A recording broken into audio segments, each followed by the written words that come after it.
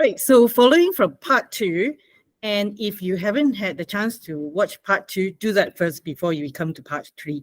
And we were discussing about how fintechs are meant to bring financial services to the unserved and the underserved population. Didn't manage to get to what Des wanted to say. So maybe we can start with Des. Sure. My concept of looking at fintech and financial inclusion is not just about the third-party software that people are using or whatever, but how fintech itself has to meet, in my opinion, well, I say it's in my opinion, but I'm pretty sure about 5 years ago, the International Monetary Fund and the World Bank talked about 3 aspects of financial inclusion within fintech. It's easing the market friction, it's reducing transaction costs. But the third one, which I'm guessing I'm hanging my hat on, is trust. And I believe that it's trust, not technology, that's the big challenge that even fintechs have to address to achieve their full potential and generate economic and social benefits, which is going back to how I was talking about fintech and financial inclusion is a difficult concept, because one area of financial inclusion for me has always been looking at homeless people, not just people that can't access bank accounts, but looking at homeless people. Certainly all the way around the cities nowadays, you see homeless people on the streets. And the first thought that most people think of is they're either drug addicts or mentally ill. And the one constant amongst them is that they are all financially excluded. And the reasons why they're homeless and excluded can be financial hardship, substance misuse, mental health difficulties, or domestic and family violence. And we all of us here embrace the concept of giving.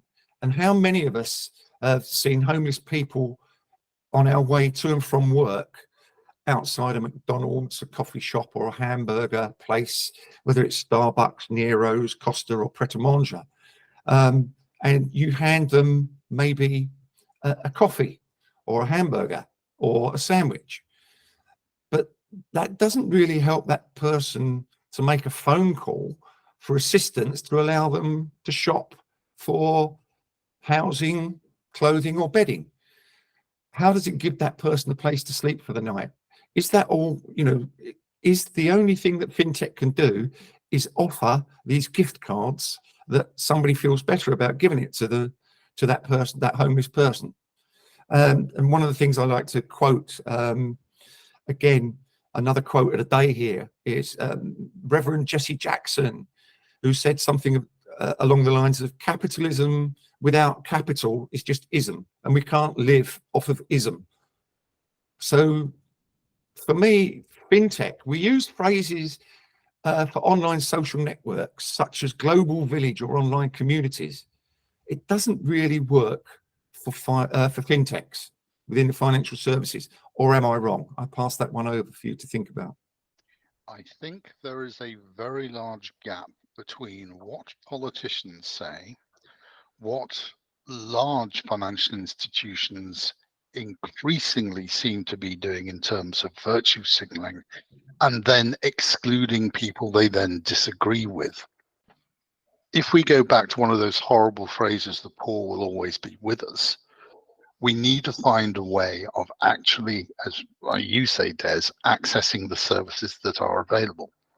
Part of the ESG stuff, part of that deliberate funding by certain governments, regions, and large international charities, is to raise funds to help people access services to improve their lives, as we talked about with previous SDGs. My concern is a lot of that money is being swallowed up by modern fintech companies, for want of a better phrase. I'm sure Nigel will come up with something slightly better, consuming those funds in an attempt to try and help those people. And it's very difficult. And I am very disappointed by what we're seeing. And again, I think it's down to the fact that some of the regulators see any fintech as a kind of bank or e-money or something, or try and regulate it accordingly. And that gets in the way of helping the indigent, the luckless, the homeless, the people who really need help. But I have recently go on, Nigel. I've recently watched the TV series based on the old film, The Full Monty. And it's a biting indictment on how things have not got better. And one character is completely penniless. And the only way he can't get to the unemployment office, which is in another town. He can't access any services whatsoever, and eventually kills himself. Does he kill himself? He ends up dead one way or another. And there are far too many people. Well, doesn't really matter. It's fairly obvious from the beginning that something tragic is going to happen at the end. Just don't know precisely what. The whole series is only 6 episodes or something. It's on Disney Plus, I think. And the fascinating thing is that it really brings home how if you have no money, you can't do anything, and you can't get the money because the systems are not there. Although people say the money is available, the systems are there to prevent you getting it. And I fear much the same for those same people when presented with fintech. Yes, we're here to make sure you can have a bank account. What's your address? No, Yep. Under the arches doesn't count. Where do you get your income from? Well, I don't have any income apart from what I get from panhandling outside McDonald's. Yeah, well, sorry, that doesn't count. So the very people who are even within our big cities in developed countries that are most in need of something to help them manage and survive, manage their finances insofar as they have any and survive, are ignoring the technological aspects of it. The products are designed, the systems behind the products are designed to exclude those very people from the system. Why? Because fintechs, just like banks, are there for one purpose and one purpose only, which is to make money for their shareholders. And these customers are going to be cost, not income. So my view, harsh as it may sound, is the entire thing that the fintech industry is going to be about financial inclusion is one giant lie. And no one wants to admit it, including finance ministers, heads of regulators, and all the other people that are busy saying, let's get rid of cash. Not going to work. And it is going to leave a significant slice of the population poor and stuck, freezing and dying. I don't think that's acceptable. Well, I think I agree with everything you said there, Nigel, because, again, it may be a subject for another time. It's the digital identity infrastructure within the payments network that is the issue. And I don't know, people have been talking about it for 3 or 4 years now. The fact that all the fintechs still have to mitigate fraud risks and the misuse of financial technology for money laundering and terrorist financing due to the speed and anonymity of the payments. I know something about this. Yeah. I know something about this because I looked at it over a period of time. The big challenge, if digital identity is ever going to be effective, is going to be whether or not everybody has a digital identity. And by that, I don't mean have they scanned their iris into the latest venture by the guy who invented ChatGPT. If it's going to work as a digital identity, it has to work globally. And you know something about it, Des, because we discussed this the other day, and you've had to take your incredibly clever little ring off because somebody killed the project. Yes. Again, this is the issue. We've talked about it before. The larger institutions, the set banks, etc., have always tended to try and kill those kind of projects that are actually taking away some of the business from themselves. Definitely. But your ring was designed to expand globally so that your identity would be available wherever you went in the world literally, it was on a ring on your finger. Correct. And that was the ultimate plan, was that ring would be able to give you access, not just for payments, but also for whatever else required identity somewhere in the world. Now, there are companies that are trying to build these digital identity systems, but I've looked at a number and I don't believe any of them have got a viable project for the size of the market they're trying to address. I think they can do it in a small scale, but I don't think it's going to cover 7,000 million people, which is what we really need. 8,000 million people these days, which is what we really need to be able to say we have an effective digital identity system. It has to be portable. It has to be portable globally. Otherwise, Yes. it's of no real value. It's definitely something definitely something that I think it was David Birch about 3, 4, 5 years ago. It was certainly before the pandemic, who talked about financial inclusion is a digital identity problem, not a digital money problem.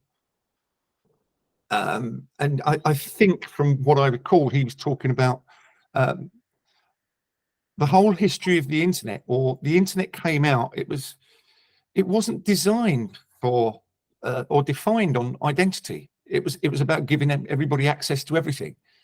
But the regulations of every regulated entity that wants to offer financial services has to worry about the regulations that talk about being able to verify and identify people. And we're still using the same ways to verify and identify people, albeit using third-party software to do it faster, but it's still the same thing.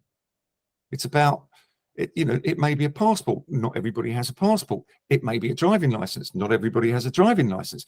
And then we come to utility bills, for God's sake. I'm just lost where it is. And that Malaysia, is for its own internal purposes, has got an extraordinarily effective digital identity system. The iCard, as it's called, is everything you need to be able to deal with government is on that. That card carries that authority, or rather, the number carries the authority. The card itself is secondary. It has purposes, but it's not the most important thing. But the trouble is, while the system is absolutely brilliant, the people break it. And the people break it for the most obvious of reasons. That something that's very unique, I think, to Malaysia, although actually it's very much the case in China as well, is that people maintain a very close relationship with what they call their hometown. So, I mean, I was born in Wolverhampton. I haven't been to Wolverhampton since I was a few months old. I have no relationship with that. But had I been born in Malaysia, I would have a strong relationship with the town or the village where I was born. And I would go back there all the time, and my parents would still live there. And that's the address that many Malaysians have on their IC, their identity card. They're still registered at their parents' address. I know people that left their parents' address 20, 25 years ago, but they're still registered there. That's where they have to go to vote. Well, So that's the system interesting. is broken because it doesn't fit how ordinary people live. It's interesting what you're saying, though, because again, maybe we're going off on a tangent, but we're talking about for financial inclusion and fintech. We could learn from the cultures, other cultures, about the use of social saving circles or similar that invokes knowledge of the individual and trust. Muslims talk of haram, which is meaning forbidden, or riba process, which is the unequal exchanges or charges for borrowing, which is haram, forbidden.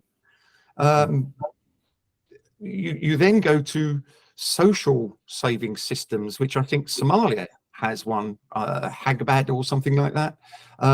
It's an interest-free rotating savings circle based on mutual trust, where the members of the group collect funds from each other for one person at a time. and the sum is paid back over time. So you've got your trust element in there, you've got your known element in there, and it's within that kind of thing. How can that be moved into the fintech environment is Well, question it's don't expect anybody to answer. almost identical to the original building society concept. Yeah.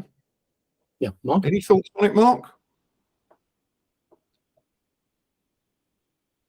I'm sighing.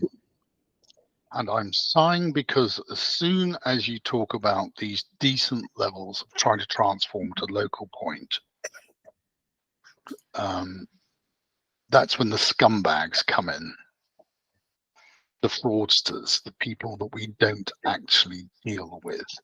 And you almost immediately get a classic example. This would be Bernie Madoff, who built on a social connection and referral.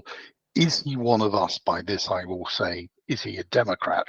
Because they were very heavily caught by this guy, and he used the trust that was built up in him to run this enormous Ponzi scheme.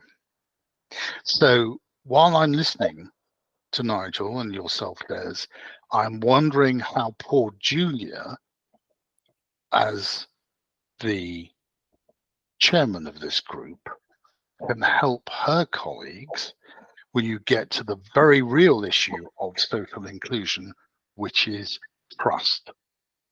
And all I can say at this point is you've made such persuasive points, gentlemen. I'm going to say to Julia, are you happy with that?